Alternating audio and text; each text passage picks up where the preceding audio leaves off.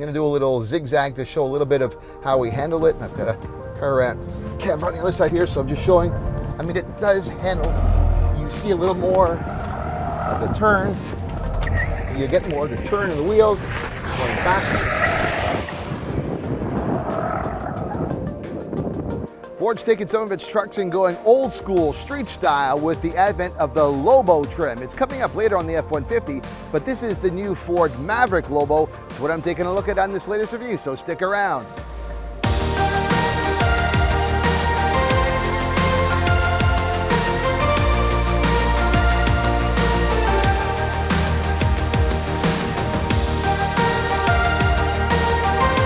This is the Ford Maverick Lobo, a new trim offering of the very popular compact truck that the Maverick has become. But this is what they would call sort of a performance version of the Maverick, and it's really inspired by the sort of lowered truck era that existed back in the 1980s, all the way probably up to the early 2000s. I mean, I'm old enough to remember all of that, but that was really more of an urban style thing where trucks were lowered and customized and personalized in all sorts of ways. And I guess this is Ford saying, well, we want you to be able to do that again. Let's give you something that is more of a customizable template. Let's build it with specs and performance and other sort of key design structural features, and then you can do the rest. There will also be an F-150 Lobo, but right now I have the Maverick Lobo. So to give it that lowered look, this Maverick Lobo does have an overall lowered height. It's the roof height is just under an inch lower. Its ride height is lower too. It's a half an inch lower on the front and just over an inch on the rear. The ground clearance is also lower. It's at 7.4 inches, which is less than the Hybrid and the Tremor. So you've got that squatted overall planted position. It does work with an on-road suspension that has tuned shocks, and of course this 2-liter EcoBoost engine, which puts out 250 horsepower and 277 pound-feet of torque.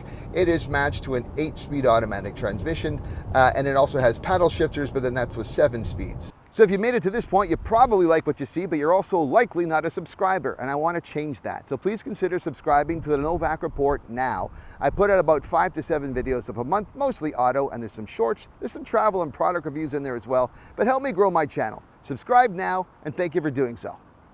Let's see what the exterior design changes are on the Lobo, and I've got my other phone here. I'll just get some different perspectives here. It does start with a whole new front fascia. You can see a more urban kind of slick design here. It rolls in. It also includes 19-inch black wheels, and you know, it's kind of got that, I don't know, it's certainly distinctive, a more urban look overall in design. Over here on the back, you do have a painted rear bumper and a rocker moldings, and you also have a black painted roof. So overall, you have what is really more of an urbanized template for a custom performance truck like we have here with the Maverick Lobo. To help with the performance element of the Maverick Lobo, they have torque vectoring, which is designed to help improve cornering performance, grip and stability, and it helps to minimize understeer. Now it's available only in Lobo drive mode, and it's for closed course usage because it's going to reduce the capability of the stability control system. Essentially what happens is there are sensors on all 4 wheels, and in turn, sort of heavy turn situations that you might have on a track, it will send more torque to one wheel depending upon the circumstances. Now I have a little demonstration here. I do have it in Lobo mode, so I'm going to do a little zigzag to show a little bit of how we handle it. And I've got a car camera on the other side here, so I'm just showing.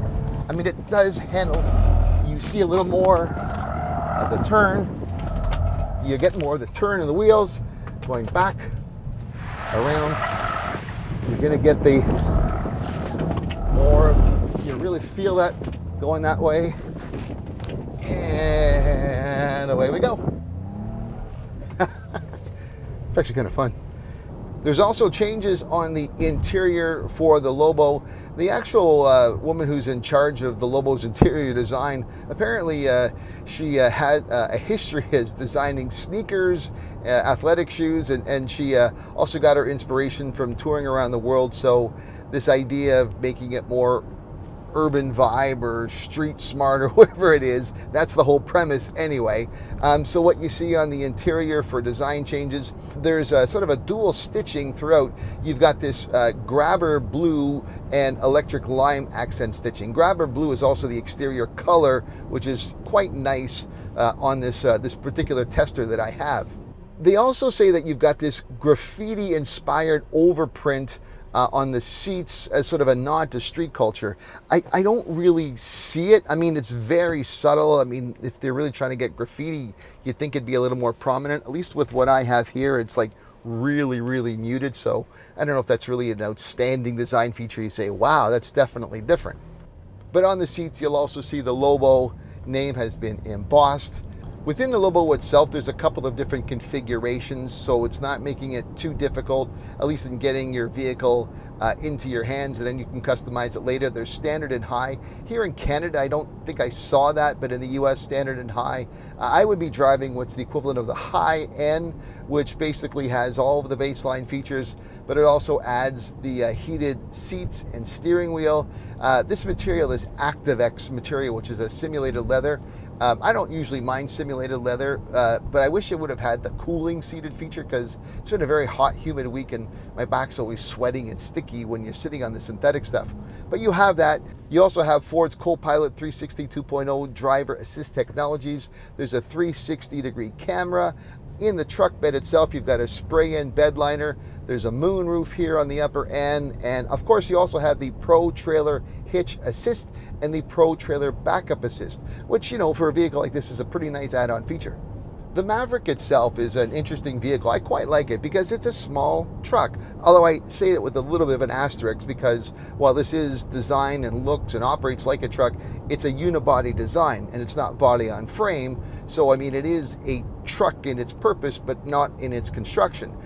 But I also like the fact that it is small, and we've gone so crazily supersized over the past few years that, you know, when you really think back to the lower era that this Lobo is trying to emulate, I mean, this Maverick would have been probably about the size of what a Ranger is at the time. I mean, today's Ranger is more like what the F-150 was like back in those days, and we do have an F-150 Lobo coming as well. That's just craziness that we've got with, you know, full-size trucks now. I mean, a truck really, its purpose was to haul stuff, and, you know, if you want to put your tools or other items into the bed, you know, with an F-150, unless you're like 6.5 feet tall, you got to step up into stuff, and that's counterproductive. So this size here with the bed, you know, it's really, I mean, if the Lobo is a throwback to the old days of lowering, the Maverick overall is a throwback to the way trucks used to be, and probably still should be.